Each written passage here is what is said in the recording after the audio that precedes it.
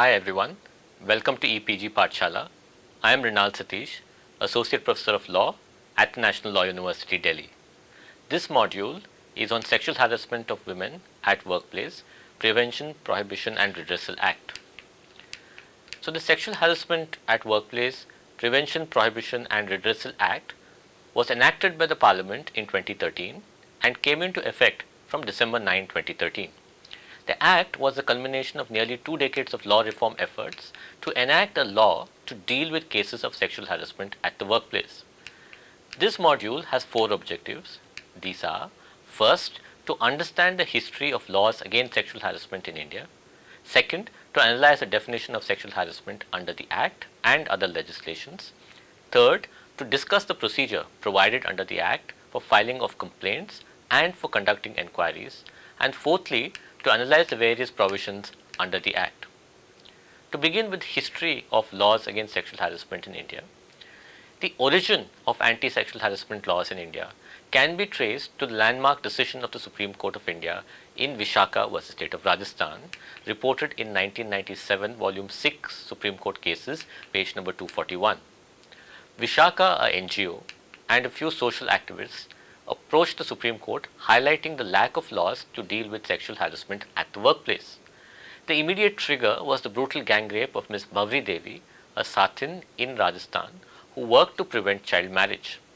Due to the opposition that she faced from various sections of society, she became a target of the gang rape, which was committed when she was undertaking her duties as a social worker. The case highlighted the lack of civil remedies, both to prevent and punish acts of sexual harassment at the workplace. The argument made by the petitioners in the case was that acts of sexual harassment violate Articles 14, 15, 19 and 21 of the Constitution of India. The Supreme Court noticed that there was no law on the issue, although India had signed and ratified the UN Convention on the Elimination of All Forms of Discrimination against Women. The convention requires state parties to take appropriate steps to eliminate discrimination against women in the field of employment in order to ensure that the same rights for men and women, in particular the right to work and sexual autonomy of women. India had also in 1993 signed and ratified a resolution relating to defining sexual harassment at the workplace and agreed to reporting formalities under the convention. Taking this into consideration, the Supreme Court issued guidelines to deal with sexual harassment at the workplace. The court thus recognized that the right to life encompasses within it the right to live with dignity. In creating a hostile work environment for women at the workplace, Article 19(1)(g), that is, the right to practice any profession or to carry out an occupation, trade or business, is also violated. In Vishakha, the Supreme Court defined sexual harassment to include, and I quote, unwelcome sexually determined behavior, such as: first, making physical contact and advances to a woman; second, demanding or requesting sexual favors from a woman; third, making sexually colored remarks to a woman; fourth, showing pornography to a woman; fifth, any unwelcome physical, verbal or non-verbal conduct of a sexual nature. The court instructed all employers to prohibit sexual harassment at the workplace and to notify the guidelines laid down by the Supreme Court. It also directed setting up a complaints committee at every workplace which would inquire into complaints relating to sexual harassment at the workplace. It mandated that such a committee would be headed by a woman and at least half of its members would be women. It also mandated that each of these committees should have an external member who would be drawn from an NGO or an individual who had experience relating to anti-sexual harassment laws. These definitions, procedures and guidelines laid down by the Supreme Court were to stay in force until Parliament enacted legislation to cover the field. The legislation, however, took nearly 16 years to be enacted by Parliament. In 2012, the bill which was pending in Parliament was examined by the Justice Verma Committee on reforms to the rape laws. The committee, set up in December 2012 after the Delhi gang rape and murder incident, was headed by former Chief Justice of India, Justice J.S. Verma, who was also the author of the Vishakha judgment. In its report, the committee noted that the bill was deficient in various aspects, that it diluted the framework laid down in Vishakha. The committee was apprehensive that the procedures under the Act curtailed the ease of access to the complaints committee which Vishakha had provided. It recommended a different framework for the Act and a different adjudicatory mechanism. However, the government did not accept the recommendations of the Justice Verma Committee in this regard and enacted the bill without any changes. So let us look at the framework of the Act. The Act defines sexual harassment in Section 2 subclause N exactly as Vishakha had done. However, in Section 3 it adds additional circumstances which may be considered sexual harassment. Section 3 states that 5 circumstances, if they are present in relation to or connected with any act or behavior of sexual harassment as defined in Section 2N, may amount to sexual harassment. These circumstances are: first, implied or explicit promise of preferential treatment in the woman's employment; second, implied or explicit threats of detrimental treatment in the woman's employment; third, implied or explicit threats about the woman's present or future employment; fourth, interference in the woman's work or creation of an intimidating, offensive or hostile work environment; and lastly, humiliating treatment which is likely to affect the woman's health. An instance of the behavior that the Act appears to seek to proscribe can be seen in the US case of Louise Robinson. In this case, a female welder who worked in a mostly male shipyard won a lawsuit against her employer for sexual harassment. Her workplace was infested with so-called girly calendars, pornographic pictures, and graffiti. Male workers made graphic sexual comments in front of Robinson and other female employees. The workplace had hence become a hostile environment to work in. The right of a woman to work with dignity was hence violated, leading to a discriminatory impact on the woman.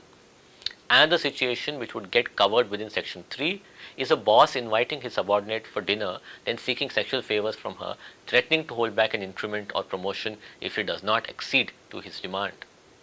The terms employee and employer are defined in Sections 2F and 2G of the Act respectively. A broad definition has been provided. Employee includes a person who is either a regular employee, a temporary employee, an ad hoc employee, or a daily wager.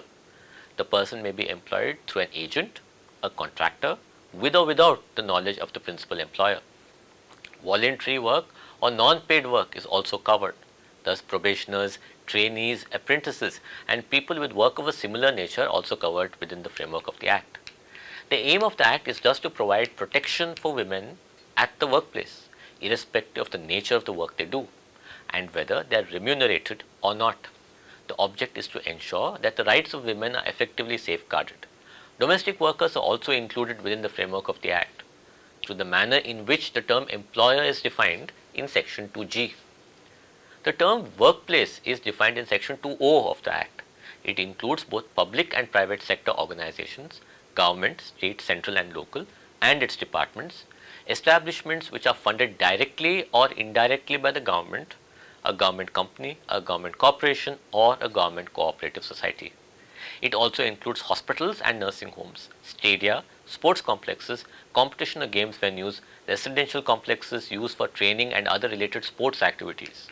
This recognizes the fact of sexual harassment in the field of sports and brings it within the purview of the Act by bringing sports facilities and residential facilities such as hostels connected to discipline of sports. The definition of workplace also includes any place that the employee visits arising out of or during the course of employment. Hence, if a woman goes for an off-site training, that would also constitute a workplace, as also such other places such as a client's office that she may visit as a part of her work assignment.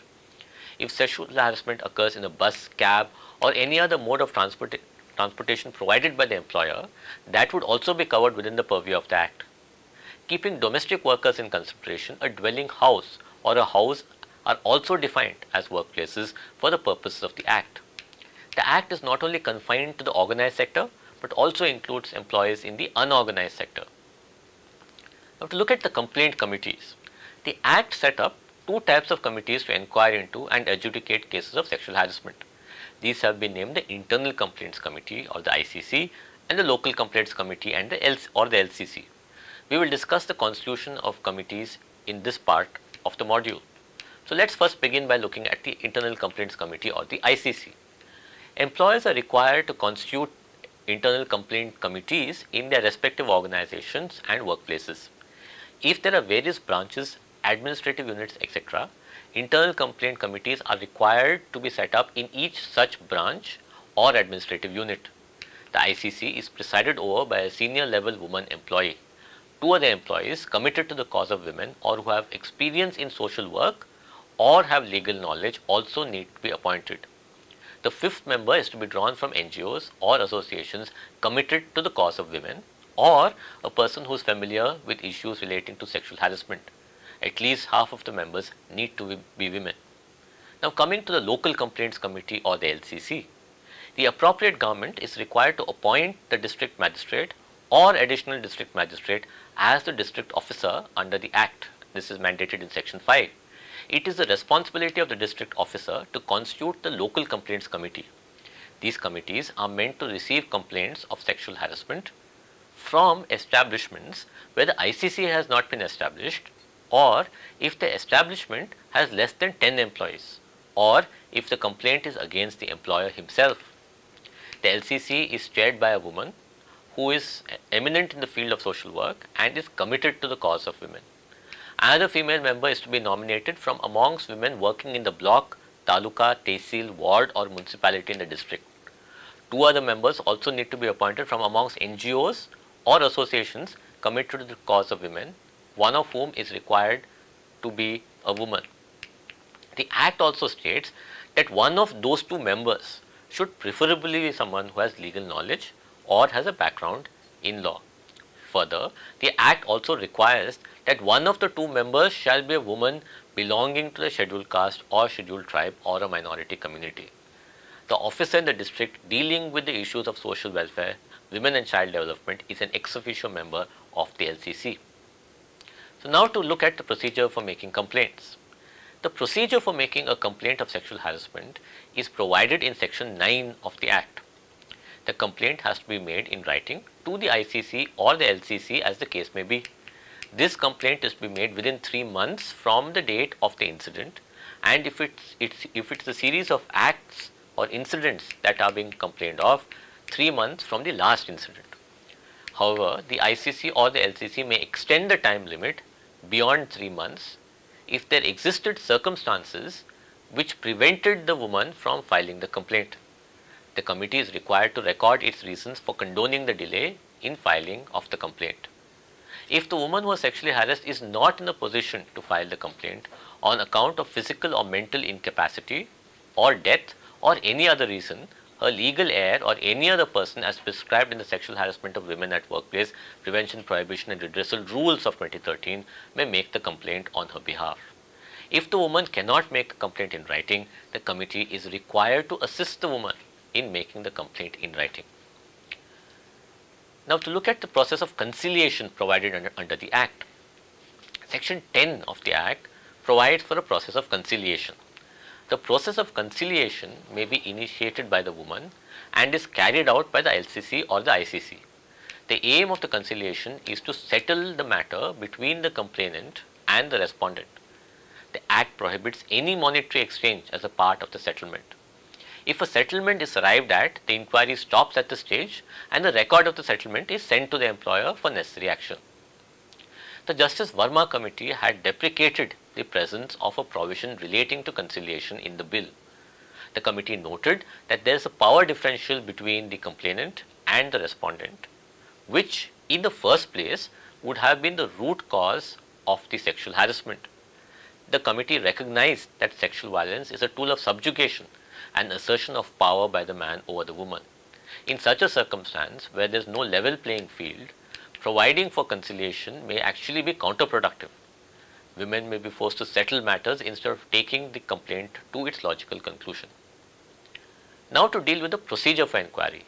Section 11 of the Act provides the procedure for an inquiry into a complaint filed under the Act. Inquiries are conducted using the procedure prescribed in the service rules of the organization where the respondent is employed. If the organization does not have service rules, the procedure laid down in the Sexual Harassment of Women at Workplace Prevention, Prohibition and Redressal Rules of 2013 is followed. In case of domestic workers, the Act requires the LCC to forward the complaint to the police for the registration of a FIR for offences under the Indian Penal Code. Hence, the approach that the Act seems to employ is that sexual harassment against domestic workers should be dealt with within the purview of the criminal justice system rather than the civil framework provided by the Act.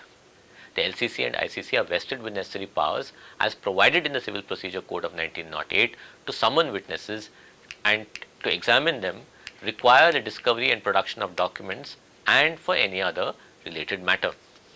The Act also mandates that all enquiries should be completed within 90 days of the complaint being instituted. The Act also provides for various interim measures during the pendency of the inquiry. On the written request of the complainant, the ICC or the LCC, as the case may be, may recommend to the employer to transfer the complainant or the respondent to any other workplace, or to grant leave to the respondent for a period not exceeding 3 months, or grant any other relief as provided in the Sexual Harassment of Women at Workplace, Prevention, Prohibition and Redressal Rules of 2013. To ensure that the leave does not work to the woman's disadvantage, the leave granted is to be counted in addition to the leave that the woman is already entitled to as per the terms of her employment. This provision is especially necessary in situations where the complainant and the respondent are in the same physical office space.